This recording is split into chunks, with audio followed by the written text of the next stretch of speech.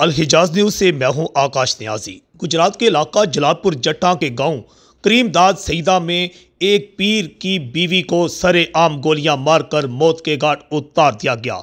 इंतहाई अफसोसनाक खबर से हम आपको आगाह करते चलें कि थाना सदर जलालपुर जट्टा के इलाका करीमदाद सईदा, जो कि ये गांव गुजरात यूनिवर्सिटी के करीब वाक़या है, वहां पर एक बेवा खातून मसरत बीबी जोजा सैयद मुलक शाह सकना करीमदाद सईदा को दरबार पर चिरागा के लिए जाते हुए मोटरसाइकिल सवार मुसल्ला अफराद ने फायरिंग करके मौत के घाट उतार दिया और मुलजमान मौका से फरार हो गए।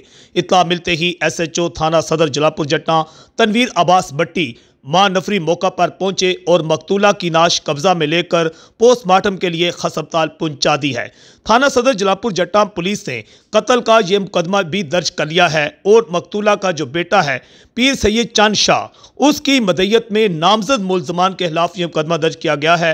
नामजद मुलजमान में अहमद शाह और सैयद सकलैन शाह, पिसरान आरफ शाह सकना करीमदाद सईदा और दो नामलूम मुलजमान के खिलाफ यह मुकदमा दर्ज करके तफ्तीश का आगाज कर दिया गया है। मकतूला को अबई इलाका के कब्रस्तान में सुपुर्द हाल कर दिया गया है।